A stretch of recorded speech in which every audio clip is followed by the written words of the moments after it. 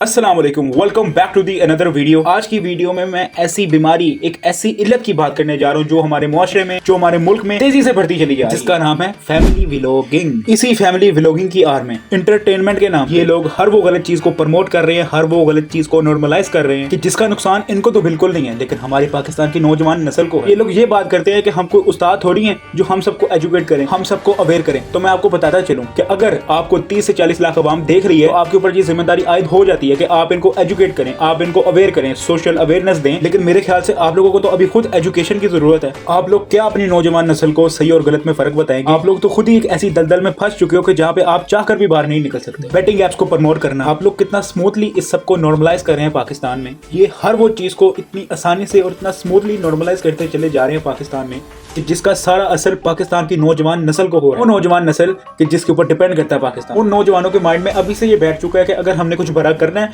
तो हम करेंगे फैमिली व्लॉगिंग, जिससे फेम भी आएगा और पैसा भी आएगा। पहले हम बच्चों से पूछते थे कि बड़े होकर क्या बनोगे, तो वो बोलते थे हम डॉक्टर बनेंगे, हम पायलट बनेंगे। अगर अब बच्चों से पूछ लो तो वो कहते हैं जी हम फैमिली व्लॉगर बनेंगे, हमने तो बहुत बड़ा यूट्यूबर बनना है जी। अब यूट्यूबर बनना गलत बात नहीं है, मसला यूट्यूबर बनने में या मसला यूट्यूब में नहीं है, मसला है चंद क्रिएटर्स का हर गलत चीज को प्रमोट कर रहे हैं। मस्ती, एंटरटेनमेंट, कॉमेडी के नाम पर हर गलत चीज को नॉर्मलाइज करते चले जा रहे हैं। फिर इनका ये भी एक लेम एक्सक्यूज है कि अदर कंट्रीज में भी तो ये सब कुछ हो रहा है तो हम क्यों नहीं कर सकते। अब मैं आपको बताता हूँ कि इस सब के साइड इफेक्ट्स और इसके नुकसान क्या है। फॉर एग्जांपल, अगर अदर कंट्रीज में फैमिली व्लॉगिंग हो भी रही है ना, तो उस चीज का असर हम पर नहीं होगा। लेकिन जब हम ये देखेंगे कि एक मुसलमान है, वो पाकिस्तानी भी है और वो ये सब कुछ कर रहा है, हमारे घर पे तो इतनी लिमिटेशंस हैं, एक सर्टेन हदूद है कि जिससे बाहर हम नहीं जा सकते, लेकिन ये सब कुछ क्यों कर रहे हैं? ये भी तो मुसलमान है, ये भी तो पाकिस्तानी है, इसका मतलब ये सब कुछ नॉर्मल है। और फिर यहाँ से शुरू होता है कंपेरिजन। एक आम घर की बहन, आम लफ्ज में इसलिए यूज कर रहा हूँ कि जहाँ पर ये सब नॉर्मलाइज नहीं है, जहाँ पर एक सर्टेन हदूद है। उस आम घर की बहन अपने आप को कंपेयर करेगी उस व्लॉगर की बहन, उसके उठने बैठने के तरीके से, उसके रहन सहन से, वो किस तरह का लाइफस्टाइल गुजार रहे हैं, इन सब से वो कंपेयर करेगी अपनी लाइफ को।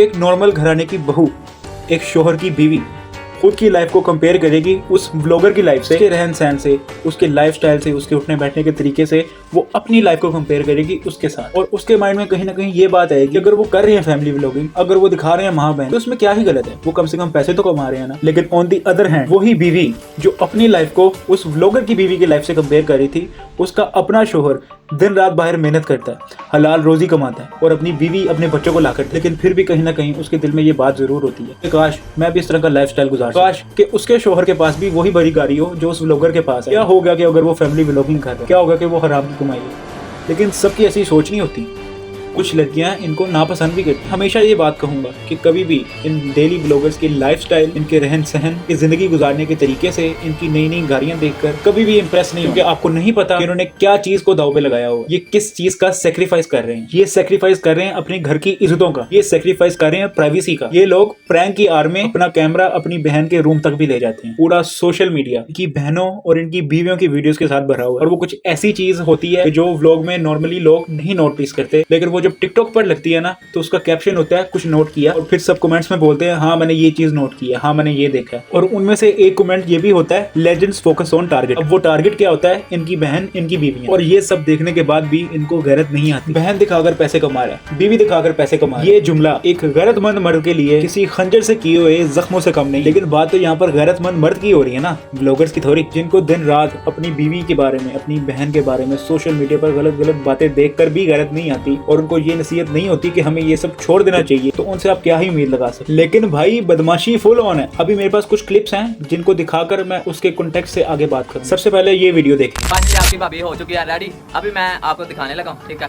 तो देखकर आपने कमेंट में बताना कि आपको आपकी भाभी कैसे लगी। मेरे भी ना वो आज ही मैं कर रहा हूँ, ठीक है? ये है फाइनली ये लुक है, ठीक है?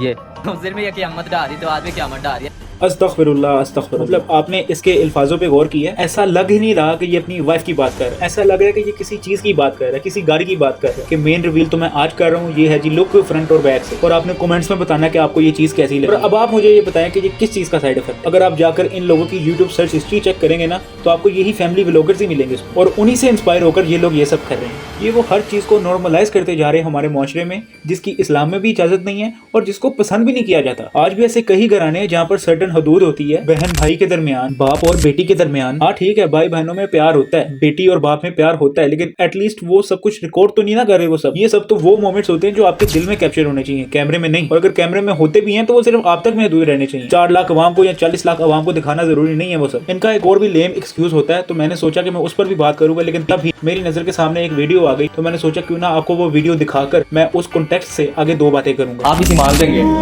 अब एक बंदे ने मुझे कमेंट किया, आप मुझे आपकी माँ बहन दिखा रहे हो, ब्लॉग में लेके आ रहे हो, यूट्यूब पे लेके आ रहे हो, ठीक है। अब वही बंदा किसी माल में जाके किसी और की माँ बहन को देख रहा है, वो क्या इन लोगों को नजर नहीं आता? हाँ मुझे बताते हैं, पॉइंट है ना बात। आप मुझे कह रहे हो कि आप अपनी माँ बहन यूट्यूब पे दिखा रहे हो, सोशल मीडिया पे दिखा रहे हो। अब आप किसी माल में जाके किसी गली में चलती फिरती लड़की जा रही है, आप उसको देख। अब आपने इन भाई साहब की बात सुन ली, अब मैं आपको बताता हूँ। नॉर्मली क्या होता है, जब हम अपने बहन के साथ या अपनी वाइफ के साथ या अपनी फैमिली के साथ मॉल में जाते हैं और वहाँ पर आप ऐसा कुछ नोटिस कर लेते हैं कि कोई आपकी सिस्टर को देख रहा है या कोई आपकी वाइफ को देख रहा है या कोई आपकी मदर को देख रहा है, तो आपका फर्स्ट मूव ये होता है कि आप वहाँ से अपनी फैमिली लेकर या अपनी सिस्टर या आपकी वाइफ है उसको लेकर आप उसकी नज़र से दूर हो जाएं, जो बंदा आपकी वाइफ को या आपकी सिस्टर को देख रहा है। या सेकंड मूव ये होता है कि आप डायरेक्ट जाकर उससे लड़ने लग जाते हैं, लेकिन काफ़ी बार आप अवॉइड कर लेते हैं क्योंकि आप फैमिली के साथ होते हैं तो अच्छा नहीं लगता, इसलिए आप यही बेहतर समझते हैं कि हम इसकी नज़र से दूर हो जाएं अपनी बहन को या अपनी वाइफ को लेकर। लेकिन ऑन दी अदर हैंड जब ये डेली व्लॉगर्स या फैमिली व्लॉगर्स मॉल में जाते हैं तो ये क्या करते हैं, आप ये भी देखें।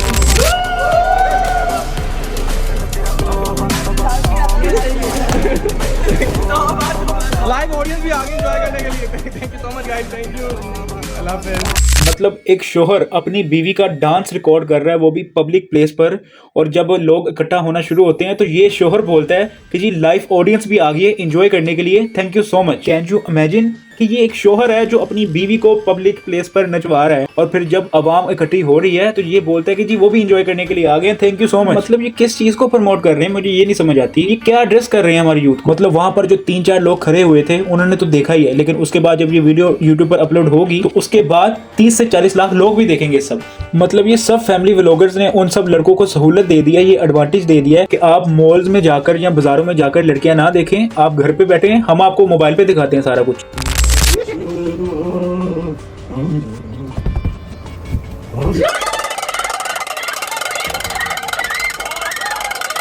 देख रहे हैं ना आप, ये एक भाई ने अपनी बहन के साथ प्रैंक किया। अब ये प्रैंक प्री प्लान था या क्या था ये तो मुझे नहीं पता, लेकिन आप इस प्रैंक में देखें कि हो क्या रहा है। एक लड़का जो वीडियो बना रहा है, एक लड़का सामने खड़ा हुआ है जो कि काम वाला है, एक लड़का दूसरी साइड पे खड़ा हुआ है जो दोस्त है, और आप इन सबको बेडरूम में उठा के ले आए हैं जहाँ पर आपकी बहन सो रही है, सिर्फ प्रैंक की आड़ में। पहले स्लाइटली ब्लैंकेट नीचे किया और फिर उसके बाद जो हुआ वो तो आपने देखा ही। और फिर जब इन्हीं सब हरकतों पर इनसे सवालात होते हैं तो फिर इनका जवाब भी सुन लें आप। तो फैमिली व्लॉगिंग है, इसके हवाले से लोग जो हैं वो अपनी लिमिट्स क्रॉस करते हुए नजर आ रहे हैं। किसी अमीर का बच्चा सीए करके जॉबलेस होगा ना, उसको गरीब का बच्चा जो है ना, जो आईकॉम से फेल हुआ होगा, वो लैंड क्रूजर चलाता हुआ दुखेगा। इसे कहते हैं सवाल चना और जवाब गंदम। मतलब आपसे पूछा जा रहा है कि फैमिली व्लॉगिंग की आड़ में जो लिमिट्स क्रॉस हो रही हैं, जो बिलो द बेल्ट जाकर हरकतें की जाती हैं, उसके बारे में ये सवाल है। और ये भाई साहब का जवाब सुने आप कि जब एक अमीर का बच्चा सीए करके जॉबलेस होगा ना, गरीब का बच्चा जो आईकॉम फेल है वो लैंड क्रूजर चलाता दुखेगा। इनको अच्छे से पता है कि ये जो कर रहे हैं ये गलत कर रहे हैं, लेकिन फिर भी उसको डिफेंड करते चले जा रहे हैं, चाहे उस बात में लॉजिक हो या ना हो। देखिए मसला ये नहीं कि आपके पास बहुत बड़ी गाड़ी है या बहुत ज्यादा पैसा है,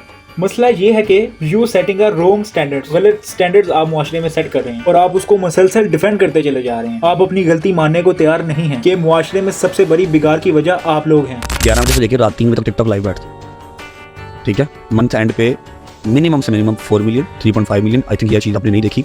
और उसका क्या करता हूँ पैसों का, रेवेन्यू का। डे 1 जब बैठा था तो कहा था इसका 1 रुपया मेरे ऊपर हराम है, ठीक है।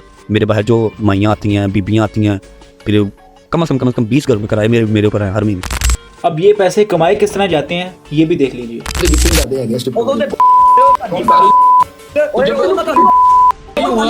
भिखारी इंसान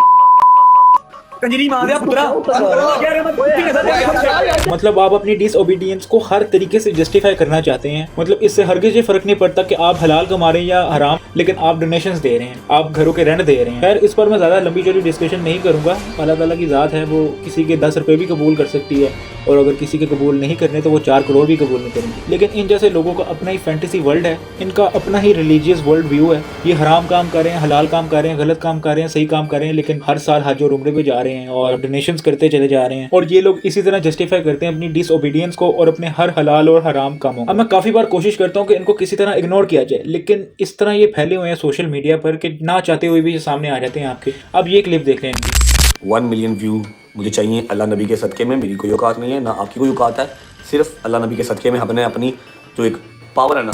अब एक चीज जो इस्लाम में हराम है, लेकिन आप वही चीज को अल्लाह नबी के नाम से प्रमोट करना चाह रहे हैं और कर रहे हैं प्रमोट। मान लेते हैं जी 1 मिलियन व्यूज आ गए। अब व्यूज आए तो रेवेन्यू जनरेट होगा, रेवेन्यू जनरेट होगा तो नई गाड़ी आएगी। जब नई गाड़ी आएगी तो ये थार से निकलेंगे इधर से, बैकग्राउंड पे सिद्धू मूसेवाले का गाना लगा होगा, एटीट्यूड वोक होगी जी मैं तो मर्द का बच्चा हूं। और मर्द का बच्चा बैकएंड पे क्या कर रहा है वो तो आपने देख ही लिया। सो वीडियो को एंड की तरफ लेके जाते हैं। मैं वैसे तो बहुत कोशिश करता हूँ इन सब चीज़ों को इग्नोर करूँ, लेकिन फिर कहीं ना कहीं से ये सब कुछ आ जाता है मेरे सामने और मेरा अंदर से दिल करता है कि मैं सब पे बात करूँ। अब तक सिंपल वर्ड्स में मैंने आपको सब कुछ समझाया है, और एक बार दोबारा मैं बोलूँगा कि इनसे इम्प्रेस नहीं होना, इनके लाइफस्टाइल से, इनके रहन सहन से, क्योंकि आप इन लोगों से 100 गुना ज़्यादा बेहतर ज़िंदगी गुजार रहे हैं। चाहे आपकी आमदन कम है, लेकिन आप इज्जत की रोटी कमा रहे हैं, हलाल की रोटी कमा रहे हैं, और एक छत के नीचे बैठ के आप सब खाना खा रहे हैं, और यही अल्लाह ताला का बहुत बहुत शुक्र है। आप इन सब से इंस्पायर ना हुए, क्योंकि आपको नहीं पता कि ये किस चीज को इन्होंने दाव पे रखा हुआ है, किस चीज का सेक्रीफाइस करके ये पैसा कमा रहे हैं। आपकी महीने की 50,000 आमदन इनके 2 करोड़ से बेहतर है। क्या झूठ करते ये ब्लॉगिंग में, अपनी फैमिली, अपनी माए, अपनी बहनें, कोई प्राइवेसी नहीं। कैमरा पकड़ के मैं ये कर रहा हूँ, मैं ये खा रहा हूँ, मैं गति करने जा रहा हूँ, मैं ये लख दूंगा कैसे ब्लॉगिंग पे, जिधर इज्जत नफ्स का सवाल नहीं आता। शर्म, कौन सी एंटरटेनमेंट की है तुम लोगों ने? नंबर 1 डॉग ने डब्ल्यू चार्जर, क्या टैलेंट है तुम लोग का? हाँ